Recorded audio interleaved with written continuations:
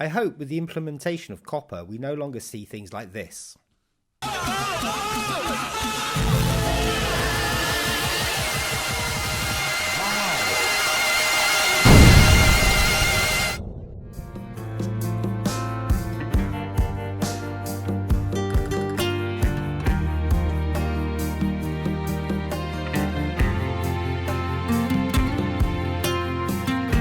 Creators and consumers, or video watchers, don't seem to understand how these changes are going to affect people outside of the US.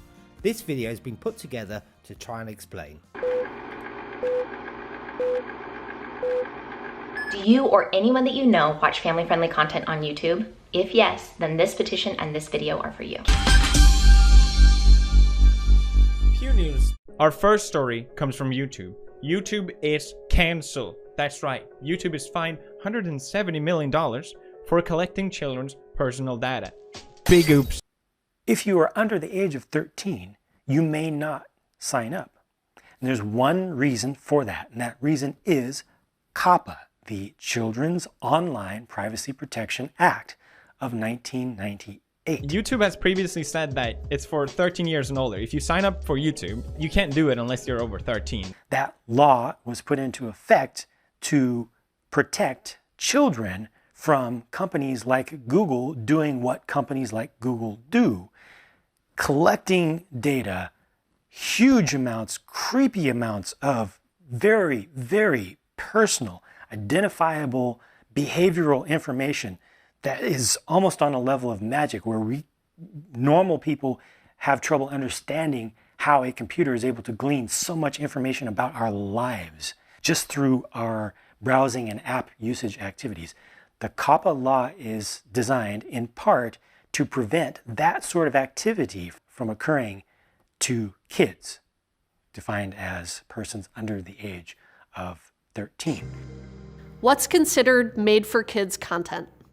Per the FTC's guidance under Coppa, when deciding whether or not your channel or video is made for kids, you should think about factors like the subject matter of your video, whether children are your intended audience for the video, whether the video includes child actors or models, whether the video includes characters, celebrities, or toys that appeal to children, including animated characters or cartoon figures, whether the language of the video is intended for children to understand, whether the video includes activities that appeal to children, such as play acting, simple songs or games, or early education, whether the video includes songs, stories, or poems that appeal to children, and any other information you may have to help determine your video's audience. So back in 2013, the FTC took comments from the public and they were reviewing their enforcement and regulation of Coppa, and they made some serious changes. Once again, they're reconsidering Coppa, they're taking comments, and they're considering expanding its regulation. For example, right now, the definition of child-directed,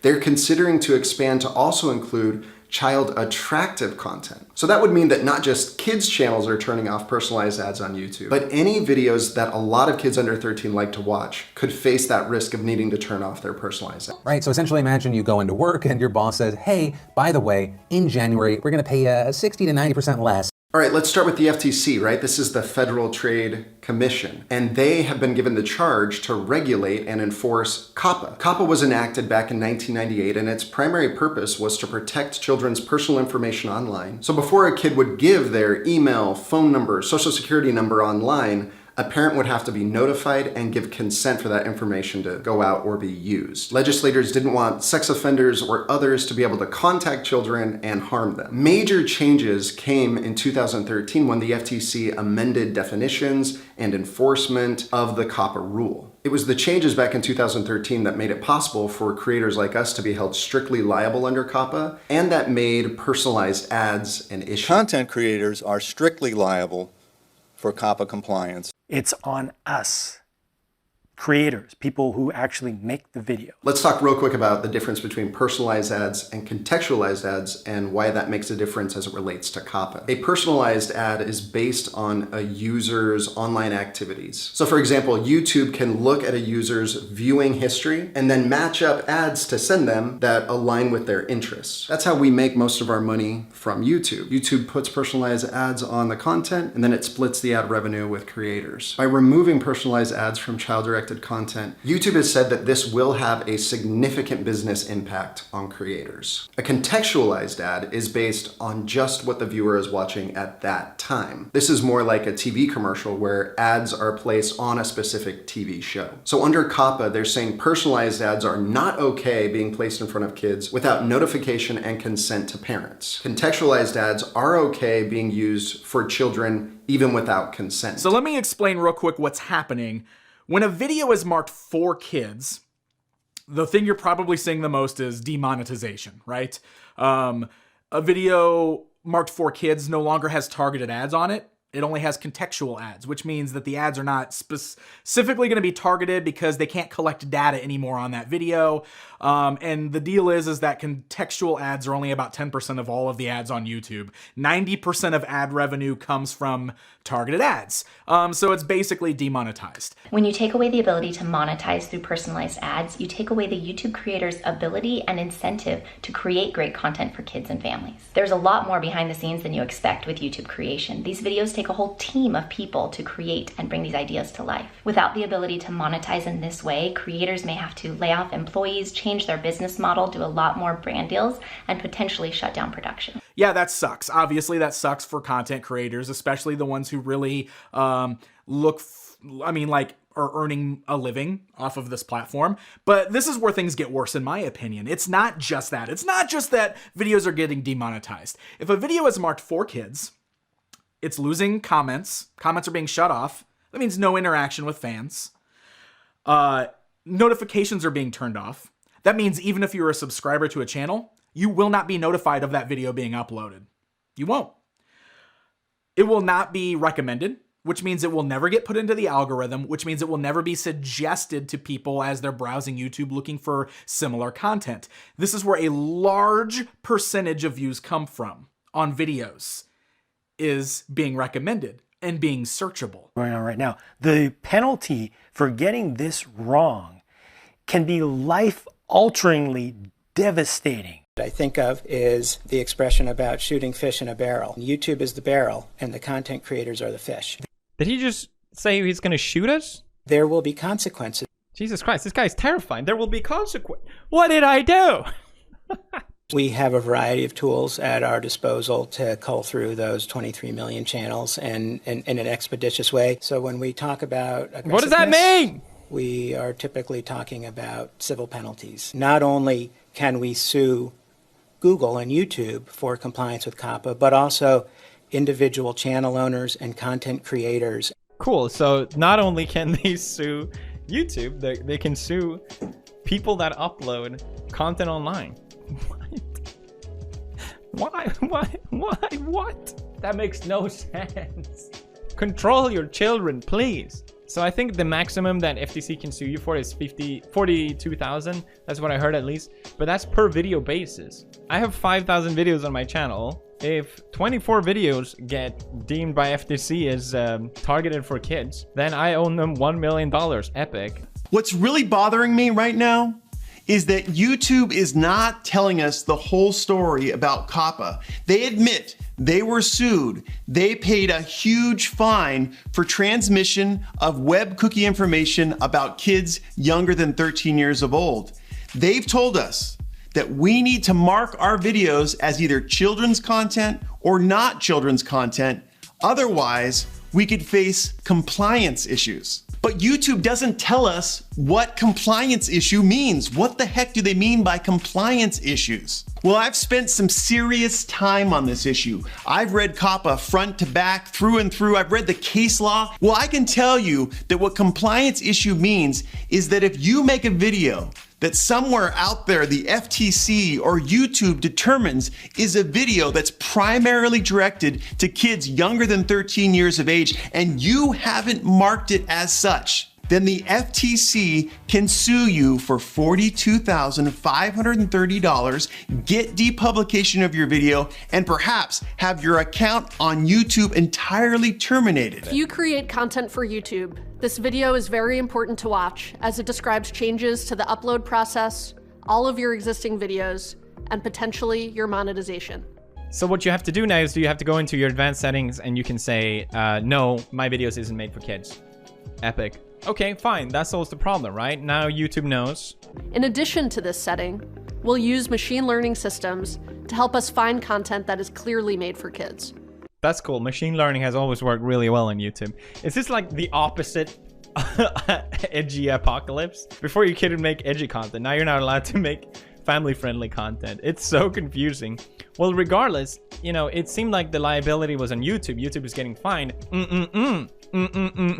Whenever kids are on YouTube and they're watching content that isn't designated as child-directed, they will still be seeing personalized ads just as before. And again, we know that a lot of what children are watching on YouTube is content that won't be designated as child-directed. While the FTC is concerned about the privacy issues around personalized ads, it doesn't appear that parents feel that big of a concern about it. And the intent of Coppa wasn't to make parenting decisions for parents. It was to put parents in control. I'm concerned that the regulation doesn't consider the responsibility of the parents. Parents knowingly hand the device to their child to watch on their account. This sounds a lot like consent to me. What worries me the most is that the category of child appealing is so broad. It includes things like the type of music used in your videos. A lot of us use pretty uppity type music. The types of colors that are on your screen. That is really worrisome. They also said slime type things. Last I checked, the King of Random did so many different slime type experiments. Are these for children? No. Are they educational? Yes. Are they family friendly? Yes. And that's where the line of family friendly and child appealing becomes really blurry. And so thousands of other topics are going to be heavily impacted, namely the arts and crafts community as well. You are not immune. So things like dolls and squishies and craft kits will be child appealing. And so it's really scary to know that even though as creators we can say that whether or not we are targeting kids, the rules are still very vague to say that if it's child appealing, it might automatically be child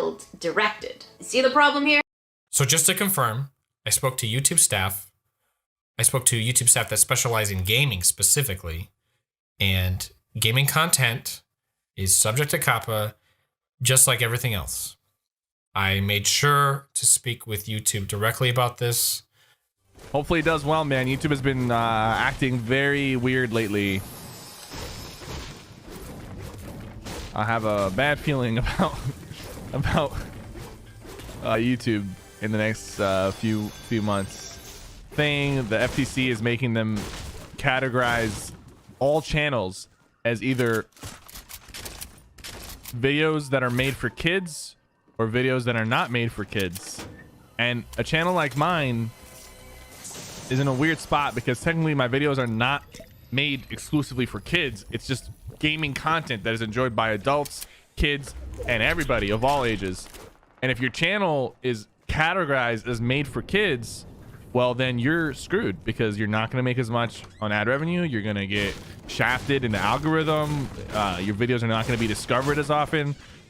So it's a bit of a tricky time right now. It's a bit of a tricky time, but I'm sure eventually it will work out. Art and crafts is not just for children. So as a female creator in an already male-dominated platform, it really feels like if these rules pass, we as female creators would have a harder time climbing the ladder and making content that we enjoy naturally. You can go through all your videos and personally decide whether it's kid-worthy. And they said if you have any questions on whether your videos are geared towards kids, you could talk to your lawyer about it. Ultimately, we can't provide legal advice, so we're unable to confirm whether or not your content is made for kids. That's what they said. If you want to upload a video to YouTube, make money on it, and you're afraid it might be geared towards kids because you're talking about Lego or Mario or Nintendo, the list goes on and on. If you think that that could be geared towards a kid, just talk to your lawyer about it. So, yeah, we're in trouble because I don't have a lawyer on retainer. And even if I went to a local lawyer and asked them, hey, do you think this video is geared towards kids and I won't get fined by the FCC? Because that's the thing. If you upload a video and you say this is not geared towards kids and they find and they decide that it is, you could get fined up to $42,000 per video. $42,000 per video. I don't know about you, but it ain't worth the risk. A lot of gaming channels who probably don't even end up seeing this video, but they saw my last one, probably still think they're safe, and they're not. They're not. So, yeah, gaming content is not safe. A lot of other content that I didn't even consider is in major trouble with this. Anything with cartoons, anything with animation, even the YouTube bot went around and flagged a majority of things that just had the word animation or animated. Cartoons are under attack. Toys are definitely under attack. Gaming content is under attack. This is like huge. Not enough people realize the giant meteor that is the FTC coming to destroy YouTube by January 1st. This is not being given enough attention. About it, in the arts and crafts community, the topics that are deemed child appealing are mostly female type content. And so the FTC is putting female type content as childish. So if we're into painting and squishies and dolls, that we're transforming them into works of art, they are potentially going to be flagged as child content, child appealing, which makes absolutely no sense because many of the creators in the arts and crafts community do use things like power tools and machines. How is that fair for female type hobbies to be classified as childish? These are topics that also take a lot of work and practice to perfect. It's almost like they're saying, save the women and children, and yet now the boat is sinking, but they're letting us all sink together. Female topics are not childish topics. Let me be clear. The collateral damage of this new FTC rule is going to hurt female creators because of our female type hobbies. If I'm not targeting kids, but if it's appealing to kids, the machine might actually put me as child content. Less monetization, no comment section. So the issue here is instead of looking at what we're doing with the item, it's probably going to be looking at the item objectively. Survey on compliance when it comes to Coppa. When we scroll down to section B1, we can see how incredibly vague the FTC's description is for what counts as children's content. Its first description is that subject matter that is appealing to children. That itself is incredibly vague. And here you can see a bunch of other things. Music, video games / computer games, cartoon characters, sports, stories, toys, fantasy, arts and crafts, pets, products primarily purchased or consumed by kids like snack food or cereal. This is just ridiculous. Like, adults eat cereal, adults eat snack food, adults indulge in almost all of these things. This is where it gets really good when it describes language that is aimed at children, terminology for words such as fun, free stuff, whatever, cool, duh, games. Can you tell this has not really been updated since 1998? Whether the website uses visual content appealing to children, animated characters, bolder, fast-moving graphics, or bright and vibrant colors. Virtually everyone I know who makes content generally falls inside of using bright and vibrant colors. Not because we're trying to target children or appeal to children, but because we naturally want things to be eye-catching and people to click on our videos. Descriptions like this are just ridiculously vague and need to be redefined. Also, not just music, audio content in general appealing to children. Popular tunes or songs, cartoon voices. This is insane. I am not a lawyer. Do not take what I say as legal advice, but however, I do think I am allowed to share my opinion and predictions.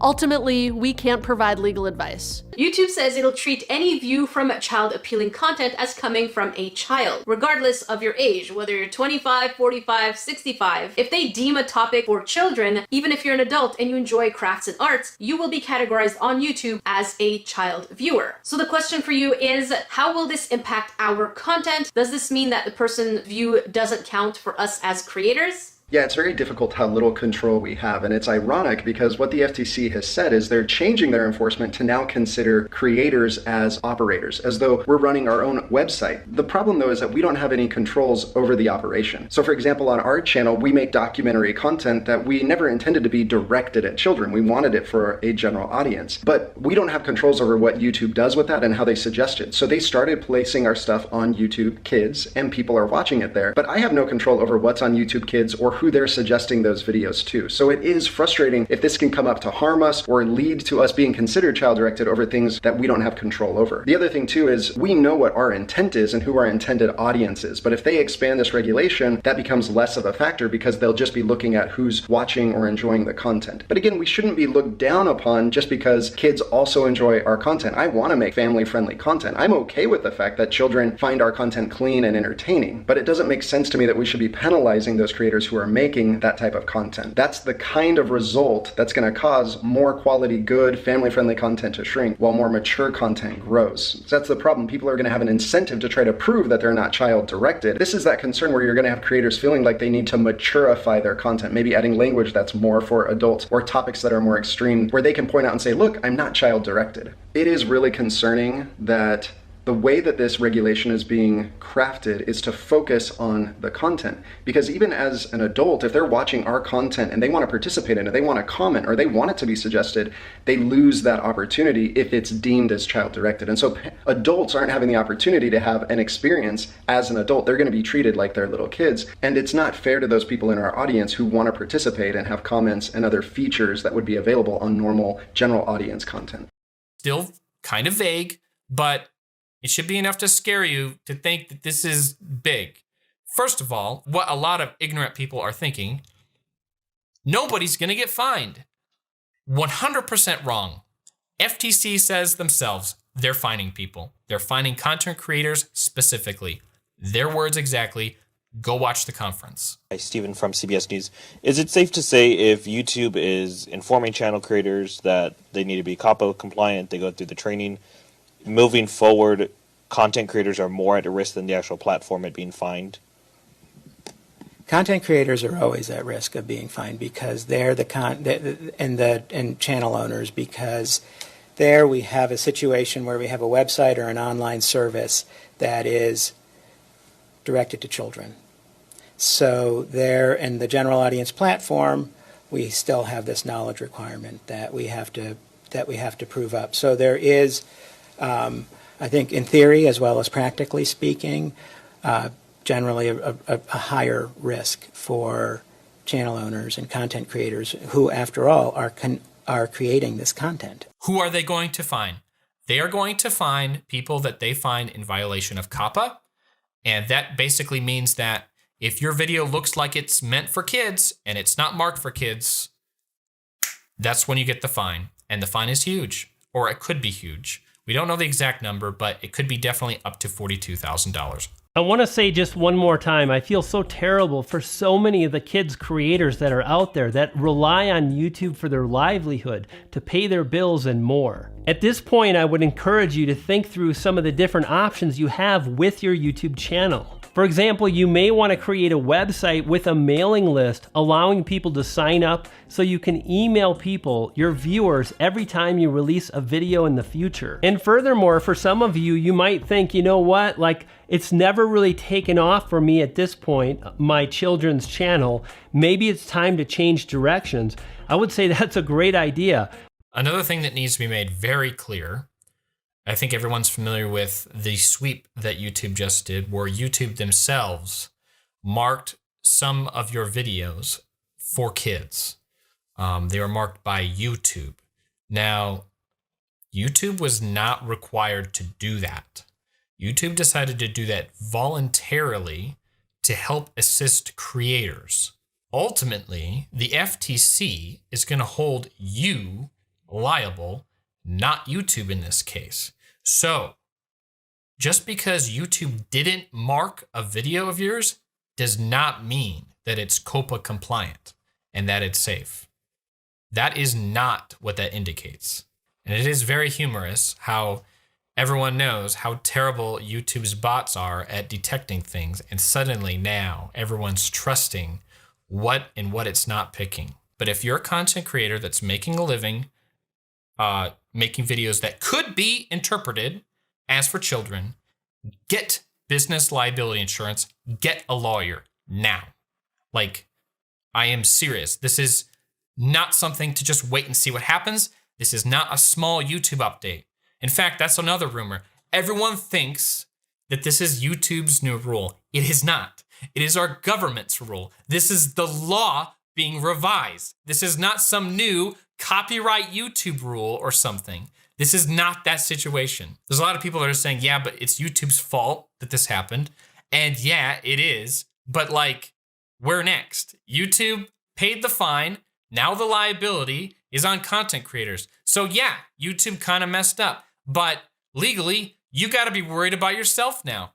That's just the end game we're in right now. One of the big problems with the government regulating content is no one really knows where they're going to draw the lines. They haven't defined clearly what child-directed means, but they have given us 10 factors we can look to see whether or not our content is child-directed. The problem though is even within those 10 factors, it's unclear how we should measure those factors or define them. For example, one of the specific factors is whether or not you are featuring celebrities that children like to watch. That raises all kinds of questions. You know, like for me with our channel, we know that we have a lot of viewers. We don't know exactly how many of them are kids. Does that mean that we are celebrities that children like to watch? And if so, is it based on how many subscribers you have or how many views or what percentage it is? And if it is based on those things, where do you draw the line of when you are a celebrity or not? That's just one example of the 10. Another question is, what's the subject matter? And so what subject matter is child-directed or not? You know, within crafting, if you're talking about colorful pencils or slime or different things that children may be attracted to, does that count as subject matter that is child-directed or not? No one really knows. So there certainly is a risk of arbitrary enforcement and potential discrimination. And in talking with you, Jackie, I can really see why those who are doing crafting videos are particularly concerned about this kind of enforcement. A lot of the crafting videos include things that are attractive to children, but will that be considered child-directed? No one knows, and that's a big problem because when we're facing the kind of penalties that could come about with this regulation, you want to know whether or not you're breaking the law or not. Another category that worries me is the idea of characters. Would creating fan art of a cartoon or animated character also be put under the child-directed or child content? It's a really good question because any type of content for a general audience is going to do some things that are maybe more specific or attractive to children. So for example, with Aladdin coming out recently,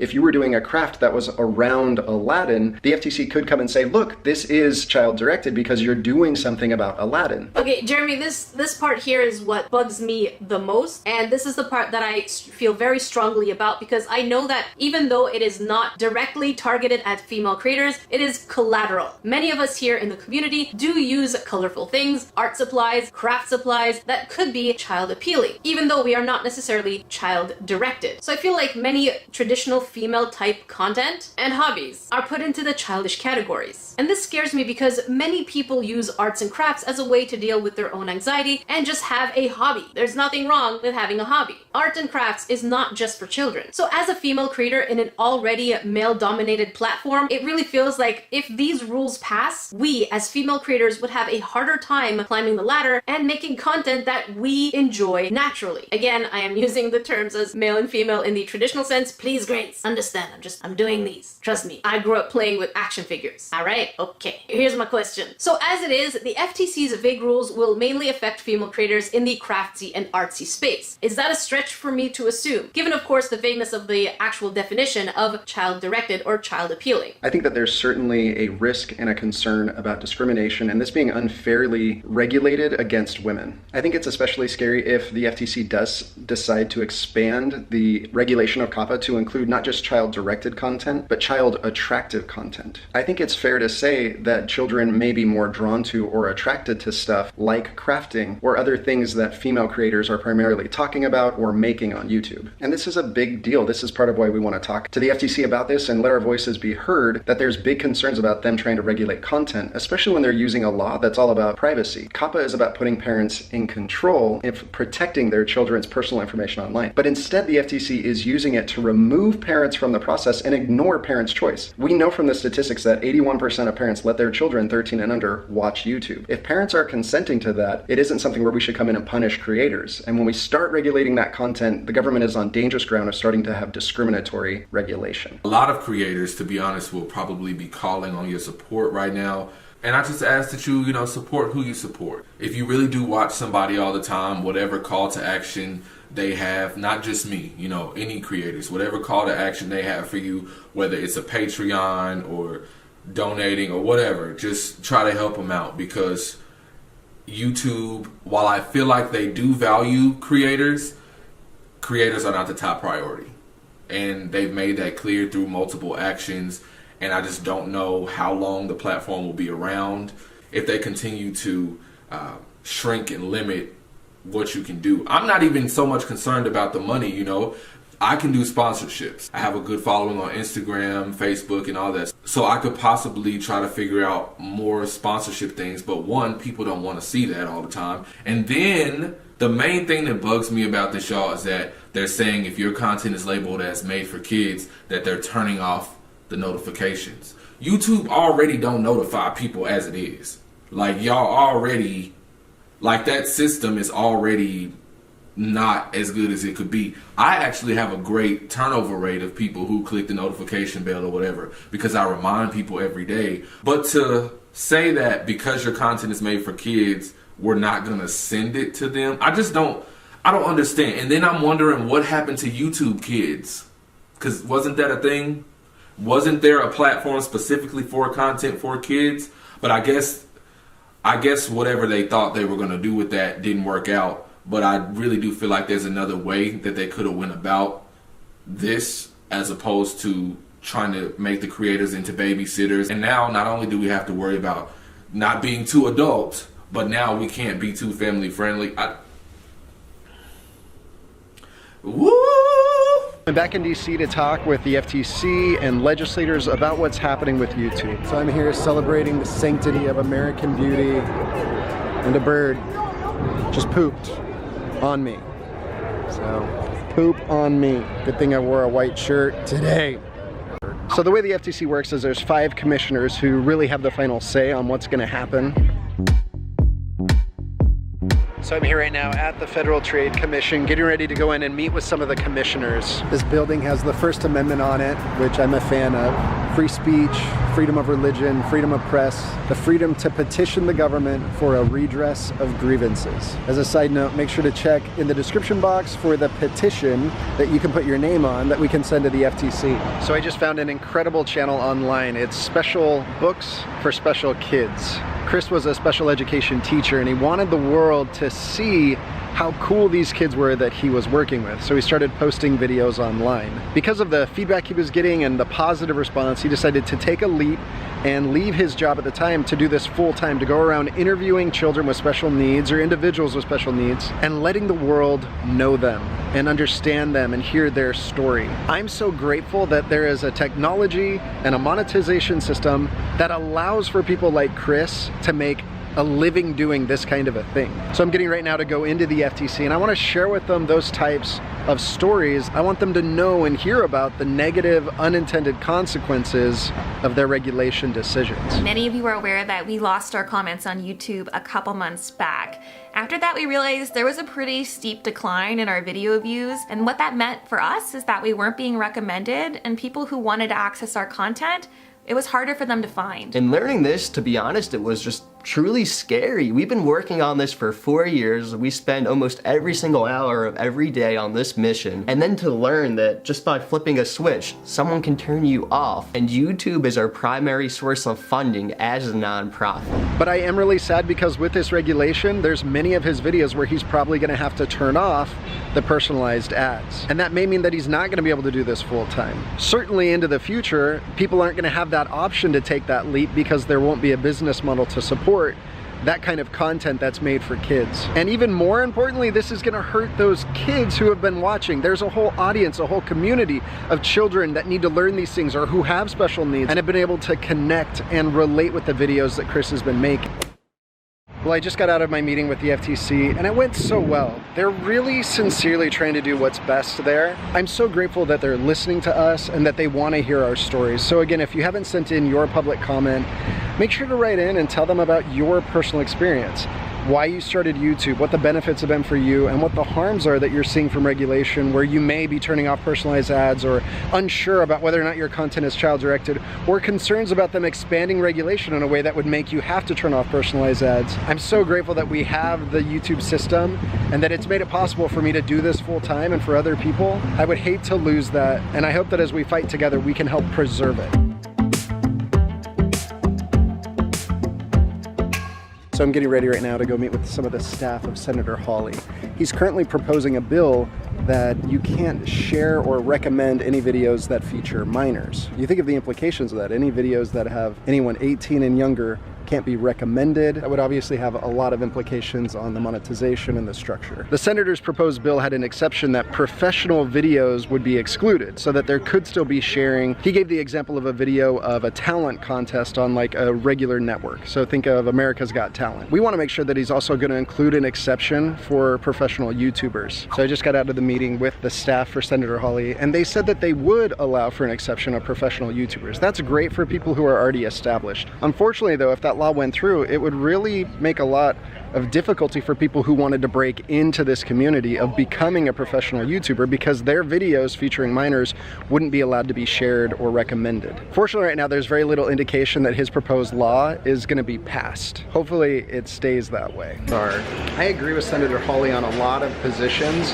but even though we have similarities, we can completely disagree over an issue like what's best for children, about personalized ads, or what regulation should be brought up against YouTube and YouTubers. Part of the problem though is that they don't have a full and complete picture of what's actually happening in families as it relates to YouTube. A lot of the regulators are wanting to just ignore the fact that parents are the ones buying devices and then handing it over to their children. And the thing that they're not giving enough credit for is that the laws they're using aren't intended to do parenting. If parents are choosing to do those things, that's the parent's choice.